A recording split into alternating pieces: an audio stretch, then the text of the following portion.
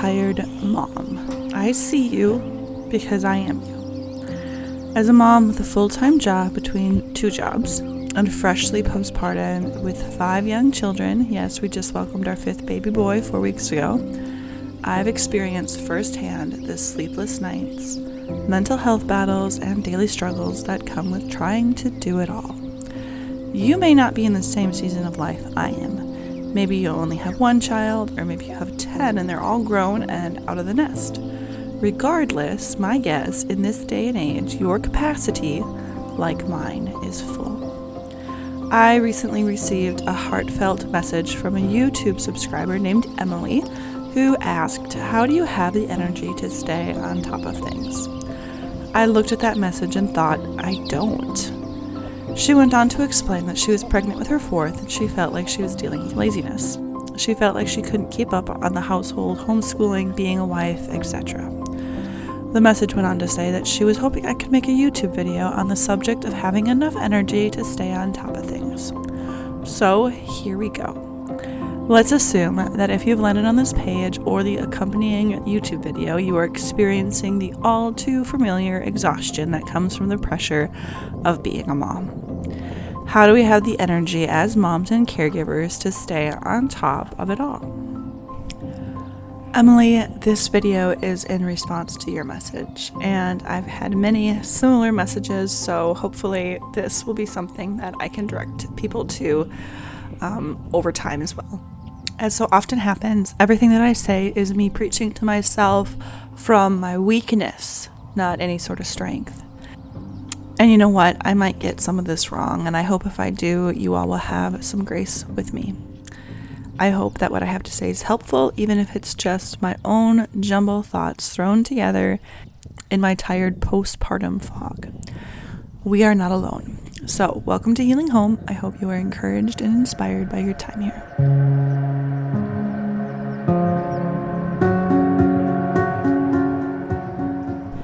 This week, I threw out rotten eggs from our chicken coop to our pigs. The smell was horrendous, and it easily could have been avoided, but I simply haven't had enough energy to stay on top of the egg collection. This week, my dog ran away into our swamp because I was nursing the baby and the boys left the porch door open. I could have gotten up and called her in, but I simply didn't have enough energy to go through the process of getting the baby readjusted to nursing once again. By the time we found her, she had rolled in something dead, and again, it smelled horrendous. I could go on from blunders at work to blunders in the garden and to moments this week that I've failed as a wife and mom. Truthfully, I don't have enough energy. The truth is that a lot of my striving comes from pure stubbornness and a lifetime sin struggle with attaching my worth to how much I can get done.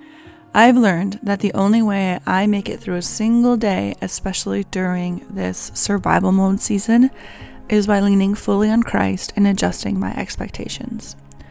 So if you're a mom who's wondering how to have enough energy, here's some good news. You're not alone, and you don't have to do this in your own strength.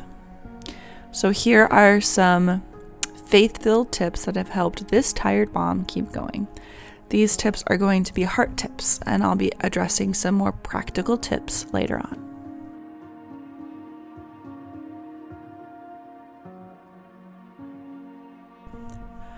The first tip is that it's not about you. Remember when I said I have a lifetime sin struggle of attaching my worth to how much I get it done? It took me years to figure out that little puzzle piece of my heart. The first and best thing to remember, at least for me, especially in the midst of exhaustion, is that this life isn't about you. You're not the main character. Yikes. That's a bit countercultural, even for Christian circles. Everything we do is for the glory of God, or at least that's how it should work. This may not seem like an energy tip, but it's a soul-saving mindset shift. When I remember that my striving in the end really is not the point, it gives me the mindset shift to make better choices. When I'm at the end of my energy, I can pray, God, I'm at my end. What would bring you glory in this moment? Sometimes it might be finishing the project that I started. Sometimes it might be sitting down in the middle of the mess of the house and holding my child. Sometimes it might be struggling through the homeschool lesson. Sometimes it might be putting away the curriculum. We weren't created to be superhuman. The human body isn't designed to run on stress and survival mode. We were made to worship. When I start to think my identity lies in my checked off to-do list, a clean house, or how many household chores I've done before 10 a.m., I've forgotten who I am in the scope of things. So whether you eat or drink, whatever you do, do all to the glory of God. 1 Corinthians 10:31. At the end of the day, God isn't asking us to have it all together. He's asking us to draw near to Him. Today's video is brought to you by Papa Bear Naturals. Papa Bear is one of my new favorite companies. They provide skincare that is organic, non-toxic. The company is family owned. It's made in the United States. There's no silicone, no plastic, no synthetic ingredients, no parabens, no artificial fragrances, and no chemicals. I was specifically grateful to get my hands on their sunscreen, which uses a non-nano zinc oxide to help protect my little one's skin from the sun. Although we have the perspective that sun can be great for us, I also have blue-eyed, blonde-haired, fair-skinned children that love to be outside all day, and I don't want them to get blisters from sunburns, which unfortunately has happened before. Papa Bear Natural Sunscreen was and is the perfect solution to keep my kids safe and sunburn-free. The sunscreen uses ingredients that you will know how to pronounce and are recognizable, like grass-fed tallow, beeswax, and cacao powder, which makes it smell just a little like chocolate. You can use my link for 10% off your first order. Lower your expectations. Mama, this one is tough. But the first step to healing from mom fatigue and that heavy mental load is learning to release unrealistic expectations. Here's the truth. Having high standards during many motherhood transitions like pregnancy and postpartum is not realistic.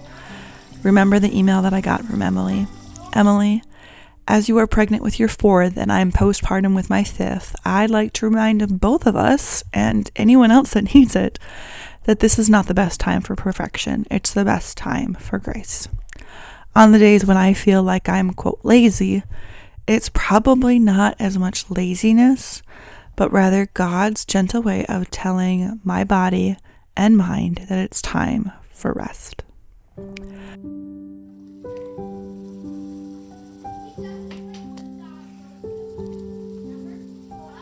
Come to me, all who labor and are heavy laden, and I will give you rest.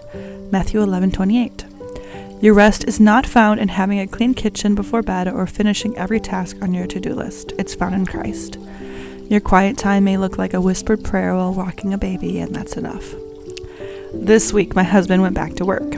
There are some really good things about that happening and some challenging parts.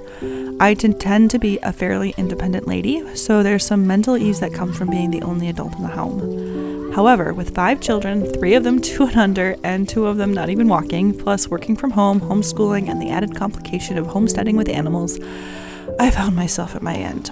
There were 2 days in particular this week that I realized that my only priorities on that day were to keep everyone alive and fed. That was it, nothing else. And for me, who attaches so much of my worth to my to-do list, oh my goodness, that was a hard mindset to shift to. As hard as it was for me to accept, that is and was okay. Lowering our expectations when we lack energy is not only a wise thing, but often a necessary thing. And my third little mindset tip or heart tip is be satisfied with the little things that were managed. I know it's easy to look around and see everything that didn't get done. The dishes, the laundry, the text you forgot to reply to, the family member you meant to check in on, the devotional you never opened. But what if we flipped the script? What if we praised God for the little thing we managed today? You made your toddler laugh. You kissed your baby's soft head. You offered your older children grace when you wanted to yell. Maybe you sat outside in the natural light for 5 minutes and breathed deeply. These moments can be holy. Better is little with the fear of the Lord than great treasures and trouble with it. Proverbs 15:16. Small moments matter in God's economy. It's not about how much you spend doing productive things. It's about the spirit you do them in. And that's what can cultivate a happy, Christ-centered family life.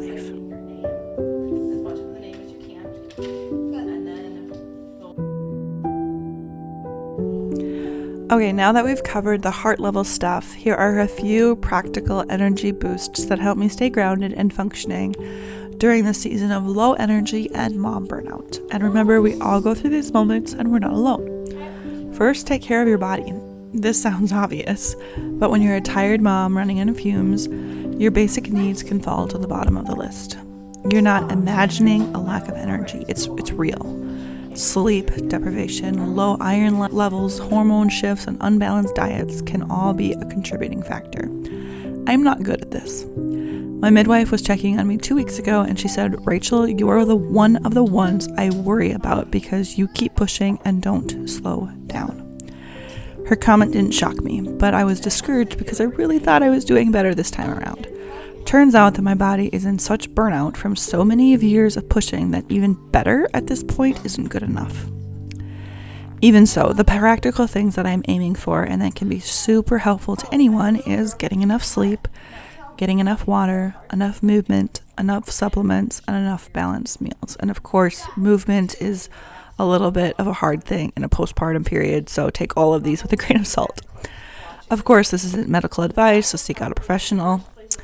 However, in the accompanying blog post, I put some supplements and items that I'm using to support my body and energy currently. So if you're interested in that, you can go over and check that out. One of them that has really been important right now, especially during nursing, is getting enough water. And I'm finding that having good electrolytes is key. So shout out to Redmond Real Electrolytes. You can use code HEALINGHOME to get 15% off. I find that these electrolytes are by far the best and the cleanest out there on the market right now.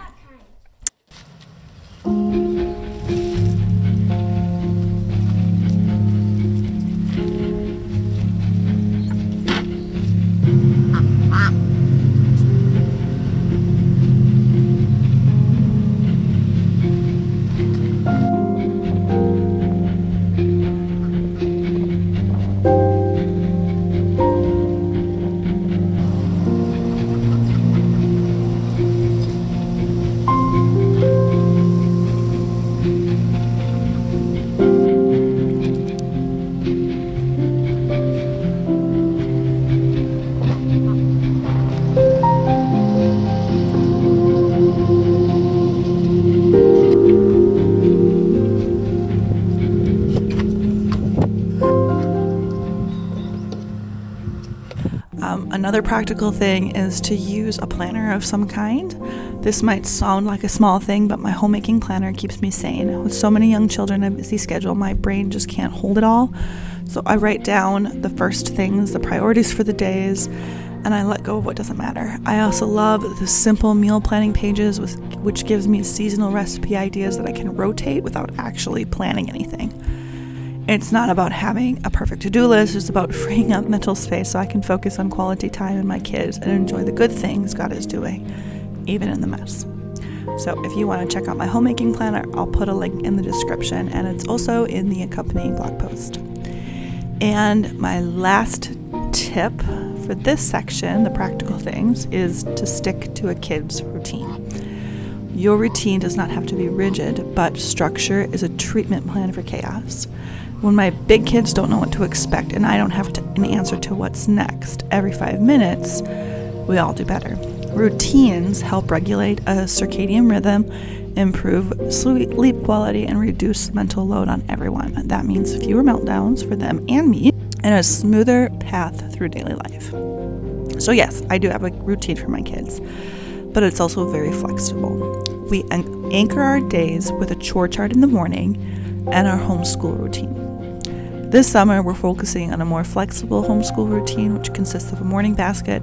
However, I find that keeping the routine every day that we're home is a big part of keeping everyone feeling secure, which may just be part of this postpartum period, but I think it would be the case no matter what, which leads to less of a chaotic home. Then we have a consistent meal and snack times, which also help anchor our day. Those are just the simple things that we do to have a kid's routine when we're home. And of course, there's an evening routine, but with a new baby that is currently in flux. But I think it's so important to just have some of those simple anchors to your day with a kid's routine. It doesn't have to be hour by hour. It's just little anchors that bring routine. And then out of those anchors, everything is just enjoy being a kid. At least that's what works for our family.